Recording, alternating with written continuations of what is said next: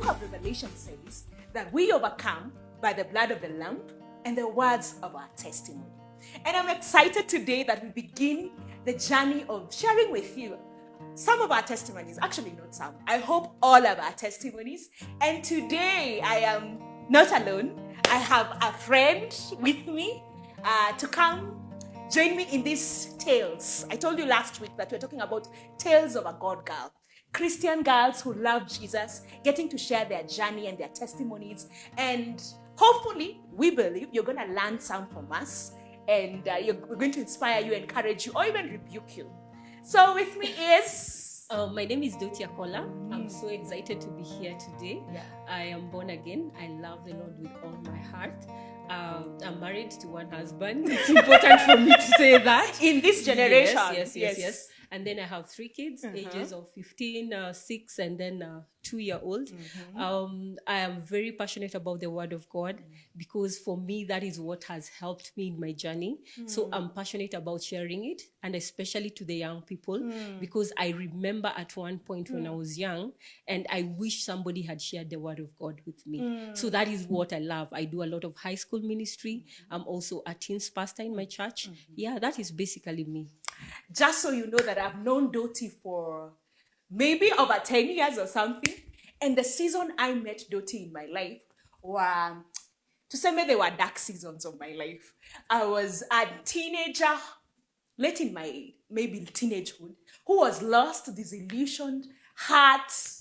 And Doti really did play a big role in encouraging me and reminding me who I was in Christ. So it is such an honor, Doti, to have you on this platform, sharing. And I am so inspired by how you continue to do this all these years, that you've continued to be faithful in nurturing the young people, encouraging them, and inspiring them. But Doti, it would be good to know. Tell us a little bit more about you. I mean, your childhood. Where did you go to school? Tell me a kidogo about, about yourself.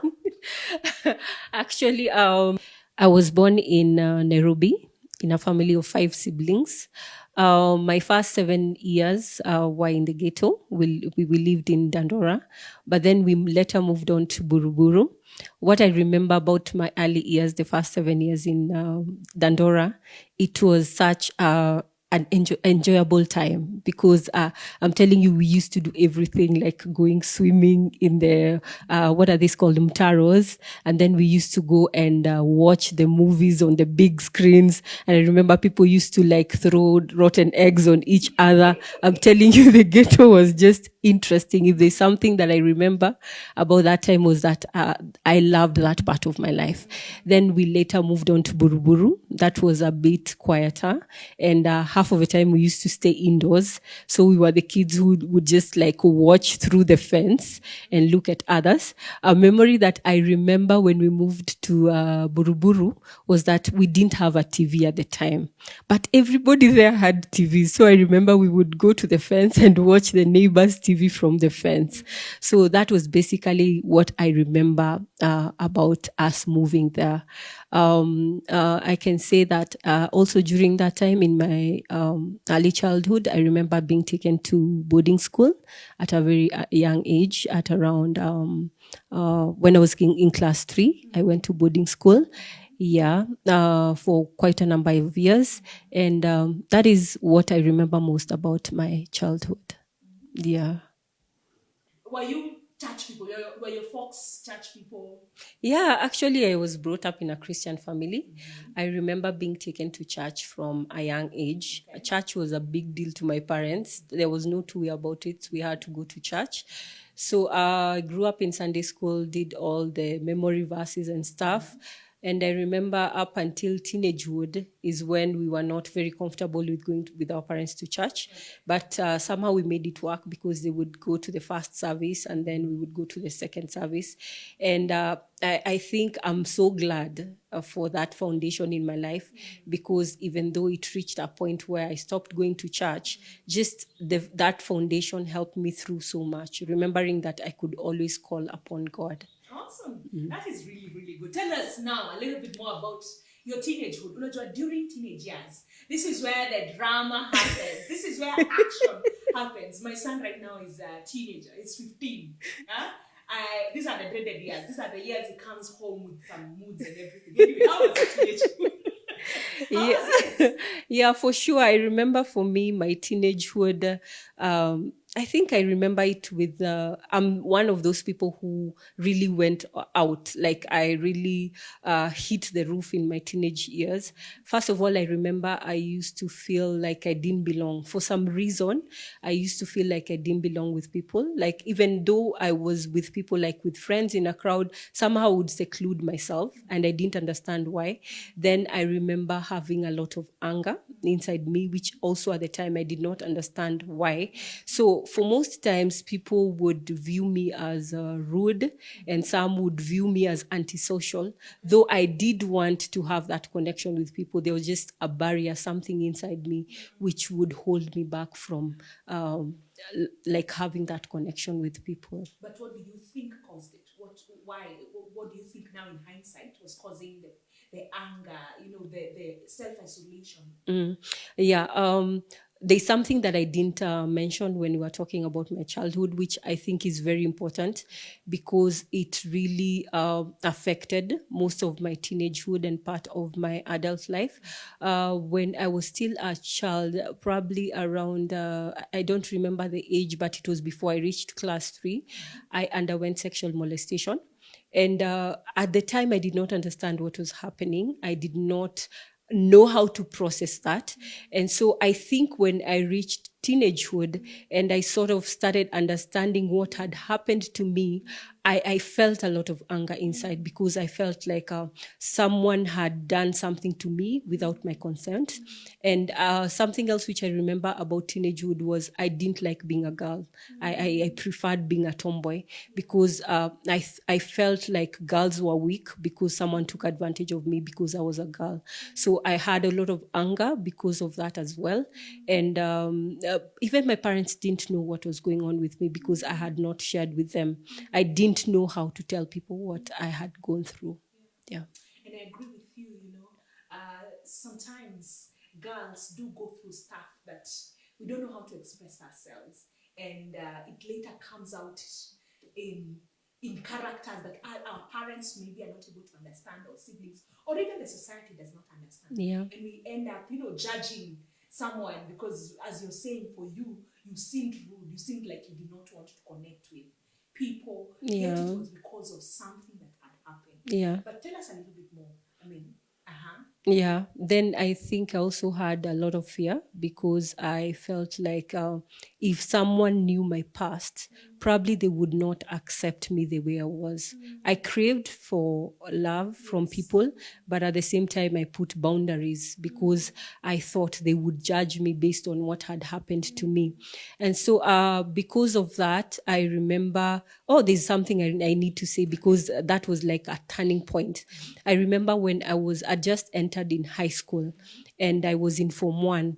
And I remember there are these guys who came, I think at that time they were talking about HIV and AIDS.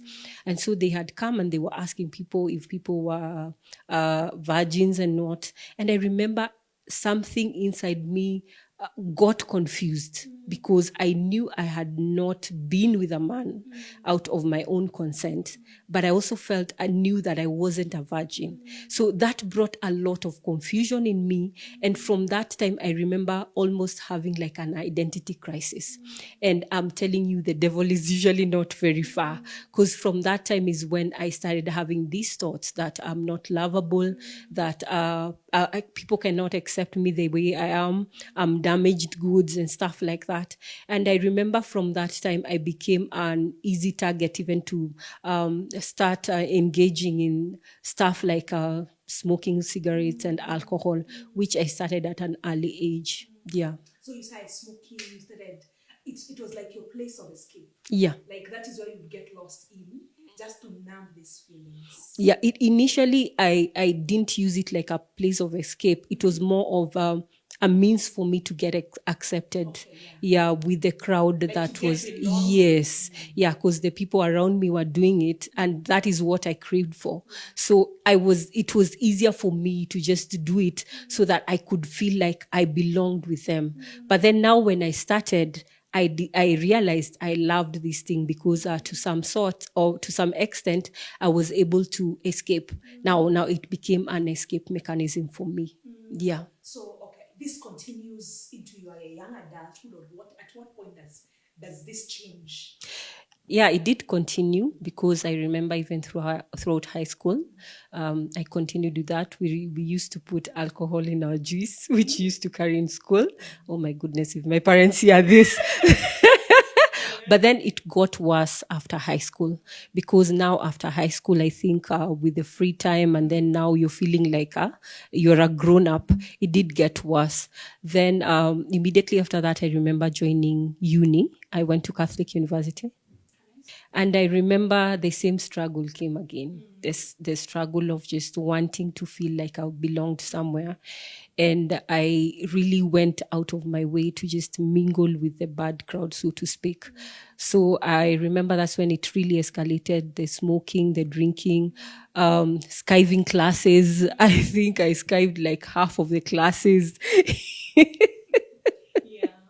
I skived half of the classes.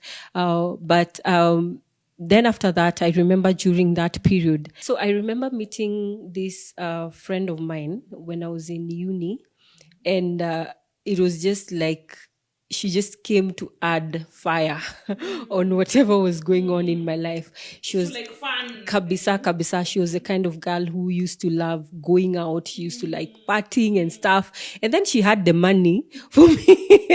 She could finance the lifestyle. I'm telling you, anytime she would come home and she'd tell me, let's go, I tell her like, I don't have money because our parents were not the kind to just give us money. And she'd be like, no problem, I have the money. And interesting enough, this chick always had money all the time, and every time she had plots, we would go, I don't know, to Thika, we would go where we would start. Now, the sleeping out started. I remember the first time we slept out and just having fun, like you're drinking somewhere and then I come back in the morning. And I remember my parents really getting mad at me. And I think at one point my dad had told me to leave the house.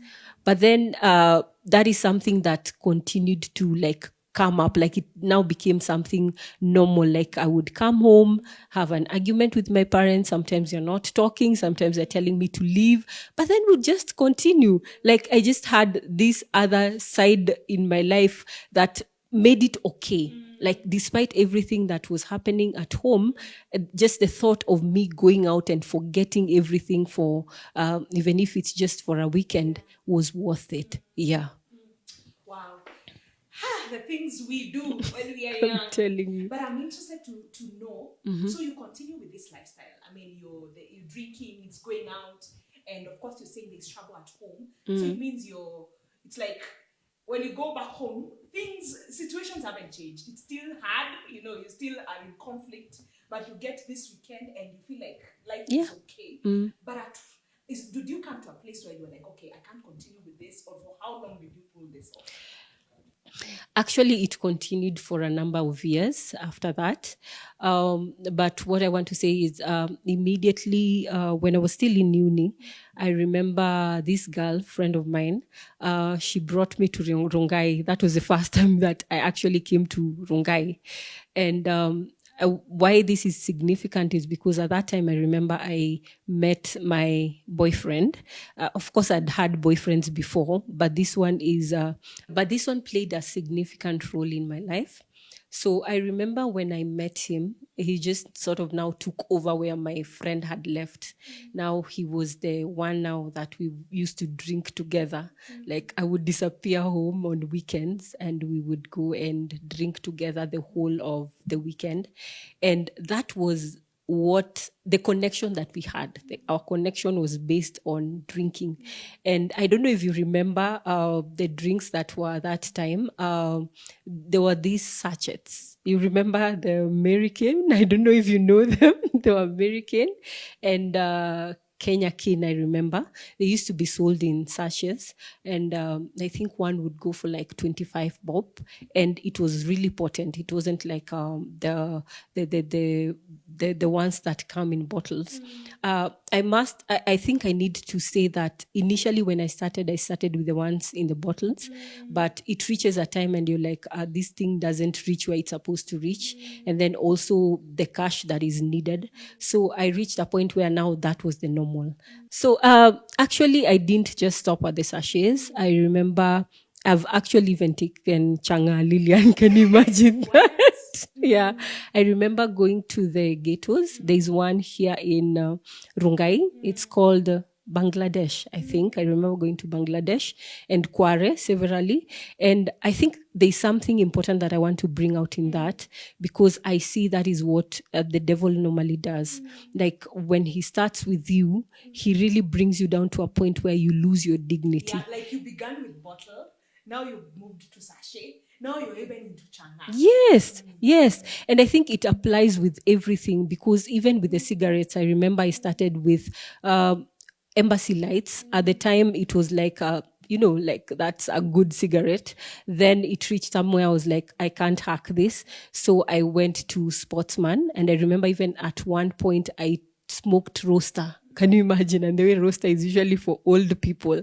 And then I've also done weed, though I didn't really like it so much, but I did weed like a couple of times. And that was... So it starts off, the devil woos us or lures us in. It starts off with something that doesn't look so bad. Something that doesn't look so, so dangerous. Yes. But progressively, you're getting worse, and it's like it's sucking you in and sucking you in. Yeah, actually, I think you sort of lose your standards because even with guys, it happens like that. Probably even maybe the people you would hang around with or the people you used to date, probably there were people who, we can say maybe classy. But then as you go and you're getting inside these things, it reaches a point and you really don't care who you're with. Yeah, so that is Your what he does. standards, Yeah. They're getting lower and lower and Yeah, lower. yeah. So you're drinking. Now you are drinking Kwanzaa with someone you're even in love with. Like now you have a boyfriend who has become a drinking buddy. Where does that lead? Where does that relationship lead you? Okay. So I remember at that time I got pregnant. And I remember I was supposed to graduate in 2004. From campus. But I didn't graduate at the time because of the lifestyle that I was in. Actually, it took me several years to graduate. I actually graduated in 2009. So I took like 9 years in uni. So I got pregnant at the time, continued drinking, didn't stop drinking, not at one point. And I remember when I reached 9 months pregnant, that's when it hit me that I'm about to give birth to a baby. I've never been to hospital.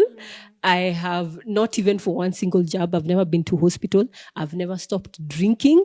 I've never stopped smoking. And then when it hit me, that's when I realized, oh my goodness, what if I've done something to damage the baby? And this is where I say my foundation played a big role, because I remember in that moment just telling God, if there's something that I have done to damage this baby, I know you have the power to reverse it. So please reverse it for the sake of my baby. Now you remembered that faith. Yeah. That Sunday school faith you want.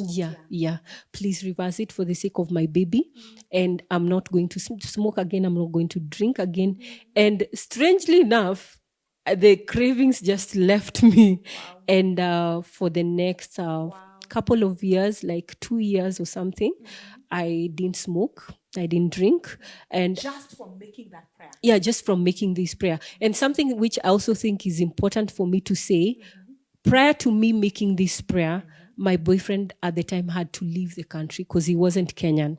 So his parents had called him back. So when he went back, I think the reality hit me, because now I was all alone, and you're pregnant. And then the reality of I'm going to give birth to a baby. So that's when I made that prayer. So you make the prayer and the urges go, and you're not smoking, at this point, have you stopped drinking? Yeah, I'd stopped completely. Okay, so what happens?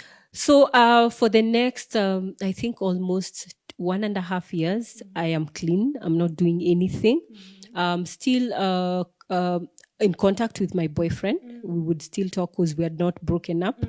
And so I remember right about almost 1.5, when my baby was 1.5, I started drinking again, but now in moderation. I wasn't drinking a lot because now I had responsibility. Then when my baby was almost 2 years, I remember my boyfriend came back. Okay. Yeah, so he came back, back to the country. Yeah, to the country, because he was still in school. Also, he hadn't cleared his school, his uni, so he used to be in Daystar. So he comes back, and what I remember was we went to see him at the airport, me and my baby, and what I remember was the guy comes from the aeroplane.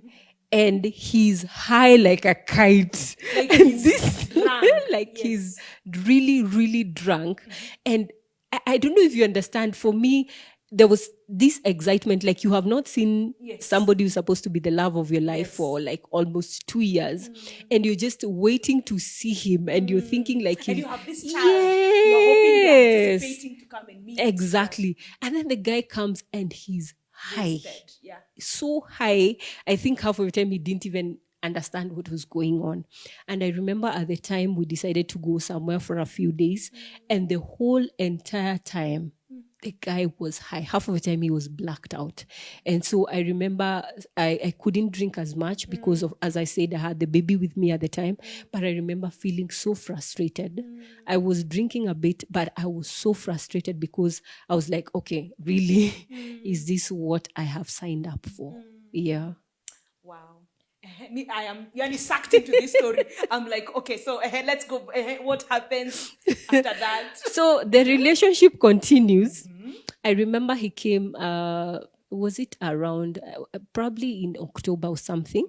But believe you me, between October and December, we had broken up like 4 or 5 times because of his drinking. Like we would go somewhere and he would black out completely. There's a day I remember he even came and blacked out in front of my gate at home, at my parents' home. And I remember that time my parents had guests and they were pastors. And I remember feeling so angry at him because I was just looking at him and I was wondering, really, can you be drinking like that yet you have children, a child? So what happened when December came, it was time for him to be on holidays because, as I've told you, he had come back because of school. So in December when he came, he had gotten a house almost near our place, at a place called Masai Lodge. And I remember I'd gone just to visit him. But then because it was December and then schools were out, we decided, okay, let me stay for like just a couple of days. And there's an incident that happened at that time, which was so significant because I remember it was almost towards Christmas. And then after Christmas, we decided to take the baby to out to the animal orphanage. And I remember as we were leaving that place, he was so high, he got hit by a car. Yeah, he got hit by a car, but he was out half of the time. He didn't even know what was going on because he was so high. And so we went to Kenyatta, they checked him, and luckily he had not broken any bones. So we were discharged and he had to go home. Now this guy is all alone. I cannot leave him. So what is the next thing? I have to stay with like him. Now he's alone, Yes. So now, yeah, I had to stay with him because now I can't leave someone who has just been hit by a car. But then at home, my parents don't know because I had left without them knowing. And for the next... Do you have your child with you at this point? Yes. I had her. Though at one point I took her back home. So for the next probably, was it 6 months? We ended up staying together because at that time my parents thought I had decided to move out, which I hadn't. But then it just happened. I didn't know how to go back home. Yeah, you don't know how to return. Yeah, I didn't even know how to go back home. So for the next 6 months, that is where I was. And during this time, I would go home during the day when my parents were not there. I drop my kids sometimes because sometimes we don't have money. Yes. We've drunk. We continue drinking. We've drunk all of it. There's nothing left. So sometimes I needed to take my kid home, then come back. And these next months were very significant because I remember at this time is when it really hit me how much I think I reached a point where I started hating alcohol now because of what I would see it do to him. Because now the guy was a very good guy, but the problem was when he got high, now drama started. Yeah. He became someone Yes. And I remember there were a couple of times that he would hit me. He would seriously hit me. There was a day I remember even running away to the neighbor's house in the middle of the night. And So it was actually physical fights. yeah, physical fights.